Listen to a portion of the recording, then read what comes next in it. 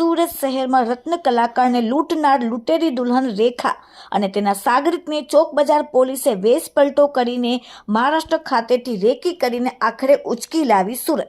કહેવાય છે કે ગુનેગાર ગમે તેટલી સાવધાની રાખે પણ તેની કોઈને કોઈ નાની ભૂલ કે આદત તેને જેલના સળિયા પાછળ ધકેલી દે છે। આવી જ રીતે સુરતના ચોક બજાર પોલીસ મથકની હદમાં નોંધાયેલા લૂંટેરી દુલ્હનના કેસમાં પણ બન્યું। મહારાષ્ટ્રના બોઈસરમાં છુપાયેલા આરોપીને પકડવા માટે પોલીસ માટે તેની સિગરેટ પીવાની આદતથી દબોચી લીધો। ચોક બજાર વિસ્તારમાં રહેતા અને હીરા ઘસવાનું કામ કરતા એક યુવાન માટે લગ્ન એ જીવનનું સૌથી મોટું સપનું હતું। વધતી ઉંમર સાથે યોગ્ય પાત્ર ન મળતા પિતાએ મિત્ર વર્તુળમાં વાત કરી। આ દરમિયાન એક શુભચિંતક મિત્રએ વોટ્સએપ પર રેખા દેવી યાદવ નામની યુવતીનો ફોટો મોકલ્યો। ફોટો જોતા જ યુવાન મોહિત થઈ ગયો અને પરિવારે લગ્નની મંજૂરી આપી દીધી। કોને ખબર હતી કે આ સુંદર ચહેરો એક મોટી લૂંટનું મોહરું છે। લગ્નની વાત નક્કી કરવા યુવાન અને તેના પિતા મુંબઈના દહીસર ખાતે ગયા। ત્યાં રેખા દેવીના કથિત સંબંધીઓ અશ્વિન અને અજય ઉર્ફે સોનુ ગુપ્તાએ લગ્ન માટે 1,30,000ની માંગણી કરી। ભોરા પરિવારે દીકરાના ઘર વસાવવાના આશયથી રકમ ચૂકવી દીધી। વિધિવત ફુલહાર સાથે લગ્ન થયા, મંગળસૂત્ર પહેરાવ્યું। આ ખુશી માત્ર 48 કલાક જ ટકી।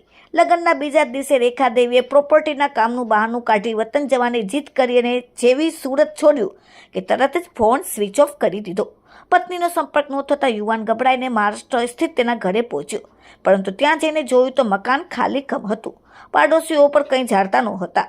યુવાનને સમજાઈ ગયું કે તે લૂંટેરી દુલ્હન ગેંગનો શિકાર બન્યો છે। તાત્કાલિક સુરતની ચોક બજાર પોલીસ મથકે ફરિયાદ નોંધાવી। પીઆઈ ચૌધરીની ટીમે તપાસ હાથ ધરી અને ટેકનિકલ એનાલિસિસમાં જાણવા મળ્યું કે આરોપીઓ મહારાષ્ટ્રના પાલઘર જિલ્લાના બોઈસર વિસ્તારમાં છુપાયેલા છે। પોલીસની ટીમ તાત્કાલિક બોઈસર પહોંચી અને પોલીસ તરીકે ઓળખ આપે તે આરોપીઓ નાસી જાય તેમ હતા। તેથી પોલીસે ફિલ્મી સ્ટાઇલ અપનાવી અને અવધનગર વિસ્તારની એક ચાની લારી પર પોલીસ જવાનોએ મિત્રતા કેળવી ત્યાં આવતા જતા લોકો પર નજર રાખી અને ચાની લારીવાળાને પણ વિશ્વાસમાં લીધો અને ફોટો બતાવી બાતમી મેળવી અને ચાની લારીના ગલ્લા ઉપર રેખા દેવીને કહેવાતો બનેવી અજય ઉર્ફે સોનુ ગુપ્તા એક કરિયાણાની દુકાને સિગરેટ પીવા આવ્યો। પોલીસે તક ઝડપી તેને દબોચી લીધો અને પૂછપરછમાં રેખા દેવીનું સરનામું મળ્યું। અંતે પોલીસે લૂંટેરી દુલ્હનને પણ જેલના સળિયા પાછળ ધકેલી દીધી અને બંનેની ધરપકડ કરી। Bureau report, daily India TV, Surat. આની અંદર ચોક બજાર પોલીસ સ્ટેશન ખાતે એક ફરિયાદી ભાઈ આવેલ હતા, જેઓની સાથે એક બેન હતા રેખા દેવી કહી અને એક એના બનેવી કહીને આવેલા હતા।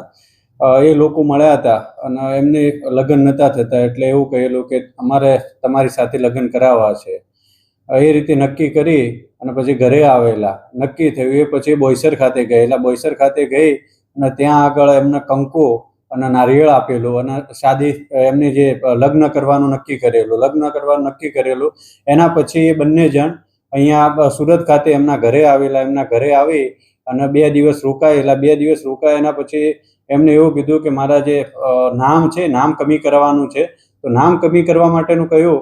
એના પછી કે હું જઉં છું ને પાછળથી આવીશ એમ એવું કહી અને પછી જતા રહેલા। એના બાદ આવેલા નહીં। વારંવાર આમ જે ફરિયાદી પક્ષ છે એમના તરફથી સંપર્ક કરવાની કોશિશ કરેલી પણ સંપર્ક થયેલો નહીં, એટલે એમને આવી અને અહીંયા પોલીસ સ્ટેશન ખાતે કમ્પ્લેન આપેલી। જે કમ્પ્લેનના આધારે ફરિયાદ રજીસ્ટર કરી આવી અને જે પીએસઆઈ એચ નીનામાં છે એમને તપાસ આપવામાં આવેલી। તપાસ દરમિયાન એમના સીડીઆર ને બધું એનાલિસિસ કરવામાં આવ્યું। ટેકનિકલ એનાલિસિસના આધારે એવું નક્કી થયું કે જે આ જે ફરિયાદી છે એમની સાથે જે લગ્ન કરવાની લાલચ આપી અને જે બેન અને એક બીજા ભાઈ જે બંને આવેલા છે તે મહારાષ્ટ્ર બોઈસર ખાતે છે। તો એ બેઝ ઉપર એક ટીમ મોકલવામાં આવી મહારાષ્ટ્ર બોઈસર ખાતે। ત્યાં જઈ જે પીએસઆઈ છે ત્યાં જઈને જે જગ્યાએ વધારે પડતી એની જે હિલચાલનું લોકેશન હતું ત્યાં જઈને એમને એવું કહેલું કે અમે ત્યાં એમના વતનથી આવેલા છે, ઉત્તર પ્રદેશથી આવેલા છીએ અને સોનુ ગુપ્તાનું કામ છે એમ, એટલે કે સોનુને ચાની કેટલીઓ અને બધા ઓળખતા હતા એટલે આવેલા છે ને અમારો ફોન સ્વિચ ઓફ થઈ ગયો છે, તો અમારે એમને જવું છે એમના ઘરે। તો કે અહીંયા બિસ્ટોલ પીવે છે તો બિસ્ટોલ લેવા માટે આવશે। ત્યારે પીએસઆઈ નીનામાં ત્યાં આગળ ચાની કેટલી ઉપર ત્યાં આગળ ચાનું કામ કરવા, ચા ઉકાળવાનું ચાલુ કરી લીધેલું। એ સમય દરમિયાન એ ચા બિસ્ટોલ લેવા માટે ત્યાં આવેલા એટલે ચાની કેટલીવાળાએ કહ્યું કે આ ભાઈ સોનુ ગુપ્તા છે। એટલે જેવા છે પીએસઆઈ પકડી લીધેલા અને પૂછ્યું। એના પછી જે બીજા રેખાદેવી ત્યાં હતા એમની તપાસ કરી, તે મળી ગયા। એ બેઝ ઉપર લાવી અટક કરી અને આગળની કાર્યવાહી કરવામાં આવે છે. સાહેબ, ઘરમાંથી કઈ રૂપિયા બી લઈ ગયા છે આ લોકો અને પોતાના કેટલા લોકોને શિકાર બનાવ્યા છે આ રીતના? એમની પાસેથી 1,10,000 રૂપિયા લઈ ગયા છે, જે લગ્ન કરવાની લાલચ આપી ને એના માટે 1,10,000 લઈ ગયા છે, અને પગમાં પહેરવાના ઝાંઝર એ આમને આપ્યા હતા ફરિયાદી પક્ષે. આના સિવાય હજી સુધી કોઈ બીજી ફરિયાદ આવી નથી કે મારા ધ્યાન ઉપર હજી આવી નથી. તપાસ આગળની ચાલુ છે. સાહેબ, લોકોને શું અપીલ કરશો આ લુટેરી દુલ્હન જે રીતના અંજામ આપી દે છે? લોકોને કોઈ પણ આવી રીતે જેના લગ્ન થતા નથી એ લોકોએ પહેલાં તપાસ કરવી જોઈએ, એનું બેકગ્રાઉન્ડ જાણવું જોઈએ, અને લગ્ન છે રજીસ્ટર કરાવવા જોઈએ. ખાલી ફૂલહાર કરી અને એવું માની નથી લેવાનું કે આ લગ્ન થઈ ગયા છે.